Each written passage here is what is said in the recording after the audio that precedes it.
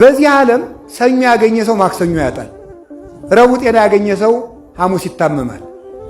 ስለዚህ ረቡዕ፣ ዓርብ፣ ረቡዕ አንዳንድ ቀን እየመጣች ጥልቅ ትላለች። አትወዷትም ማለት ስንክር ትላለች። እንደው በሐምሌም አሁን እንግዲህ ትመጣና እዚህ ገባ ትላለች እና ይቺ ዓርብና ረቡዕ መሀል ላይ ከመብላችን ያህል ግብት የምትል አንደኛ የክርስቶስን ማመን ለማሰብ ነው።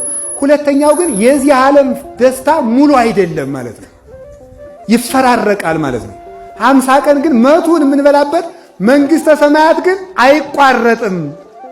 ሰኞ አግኝቶ ማክሰኞ ማጣት፣ ረቡዕ ለብሶ ሐሙስ መራቆት የለም። የማይቋረጥ ደስታ ሰጣችኋለሁ ማለት ነው። እንደኔ ከጾማችሁ ለእናንተ የማይቋረጥ ደስታ ሰጣችኋለሁ ሲል ነው መድኃኔዓለም። የማይቋረጠው ደስታ ይስጠን። ደስታው የማይቋረጥበት አሁን ማን አለ? ደስታው ተሹሞ ደስ ቢለው ይሻራል።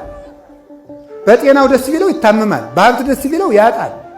በሚስቱ ቢደሰት ወይ ትታመምበታለች ወይ ትሞትበታለች። በባሏ ደስ ቢላት ደግሞ ወይ ይታመማል ወይ ይሞታል። ቅዱስ ጎርጎርዮስ እንደተናገረ በባልሽ ደስ ቢልሽ ጥሩ ነው፣ እንደዚህ ያለ ተናግሮ የሚደመጥ ሰው ጋር የሚውል ሰርቶ የሚያበላ ባሌ ሰጠኝ ብለሽ ደስ ይልሻል። ልጆችን ደግሞ ስታይ ደግሞ ማማማማ ሲሉሽ ደስ ይልሻል። ግን ባለቤትሽ ሙቶ ልጆችን ጎረቤት መጥቶብሽ አልቅሰው ሲመጡ አባት ቢኖራችሁ ማን ይመታችሁ ነበር ብለሽ ደስታ ታጫለሽ ይላል። ስለዚህ ምንድነው የዚህ ዓለም ደስታ ፍጹም አይደለም። መልካም ሚስት ብትኖር ሰርታ የምትመሰገን ስነ ምግባር ያላት እንግዳ የምትሸኝ ሚስት ብታገኝ ልጆችን ወልዳልህ መጥተው አባባ ሲሉ ደስ ይልሃል። ግን ጥላ ሙታ ልጆቹ መጥተው አባ እንጀራ አባ እንጎቻ ሲሉ እናት ቢኖራችሁ መችርባችሁ ነበር ብለህ ታዝናለህ።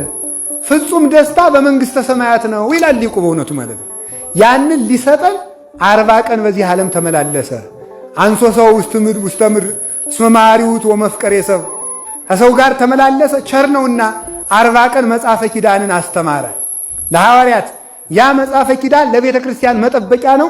እዚህ ቅዱስ እግዚአብሔር ቅዱስ ኃያል ቅዱስ ሕያው ዘይመውት ለኢትዮጵያማ ክርስቲያንም ያደረግን ደግሞ ኢትዮጵያንም የሰጠን እግዚአብሔር ይመስገን።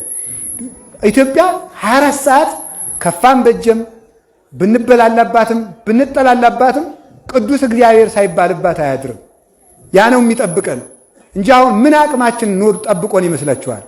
እንደ ስርዓተ ቢስነታችን እንደ ስግብግብነታችን ተባልተን እኮ አልቀናል እኮ። አሁን እኮ አውሎ እያሳደረን ያለ እግዚአብሔር ነው። ነገም የሰላም ቀን ያምጣልን። ስለዚህ እግዚአብሔር 40 ቀን በዚህ ዓለም ከትንሣኤ በኋላ አይኖረውም። የመዳን ቀን ነው። ኋላ አረገ። አሁን ተመልከቱ። ሰው ከፍ የሚል በእግሩ ነው በራሱ ነው? ንገሩኝ እንጂ በእግሩ ነው አይደለም? ወደ ደረጃ የሚወጣ በእግሩ ነው አይደል? በራሱ ነው። እንዴ አታውቁም እንዴ?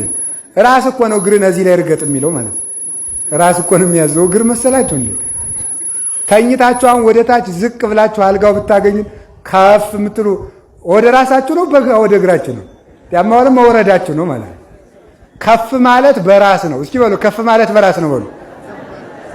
እንደዚያ ከሆነማ የእምነታችን ራስ ክርስቶስ ነው። የእምነታችን ራስ ማን ነው? ከፍ ብሎ ተሰቀለና ከፍ ብሎ ሲያርግ እኛንም ከፍ አረገን። የእርገቱ ነው ተመልከቱ ማለት ነው። አርገ ከማያለቡ እርገተ ጻድቃን ቅዱሳን የቅዱሳንን እርገት ለማጠየቅ እሱም አረገ። እንከሳ ይንወርድ ታይተ አላነ ተለው ለዘፈጠረና። እንግዲህ የመቃብር ልጆች አይደለንም፣ የጉድጓድ ልጆች አይደለንም፣ የውድቀት ልጆች አይደለንም። እንግዲህ የእርገት ልጆች ነን፣ የትንሣኤ ልጆች ነን። ሁላችንም እርገት አለን። ራስ ካለበት እግር ተከትሎ እንደሚገባ እሱ ራስ እኛ እግር ነንና መድኃኔዓለምን ተከትለን እሱ እንገባለን። እመጽእ ኀቤክሙ ወነጽሐክሙ ከመ ትሐልዉ አንትሙኒ ከመ ሀሎኩ ሀበ ሀሎኩ አነ ብሎ ቃል ኪዳን ሰጥቶናል። አይዟችሁ ተመልሼ እመጣለሁ እናንተም እኔ ካለሁበት እንድትኖሩ እወስዳችኋለሁ ብሎናል። እሱ ካለበት እንዲወስደን ቅዱስ ፈቃዱ ይምጣልን። መድኃኔዓለም በምሕረቱ ይምጣልን። በምሕረት መጥቶ በመዓቱ ሳይሆን በምሕረቱ ይውሰደን።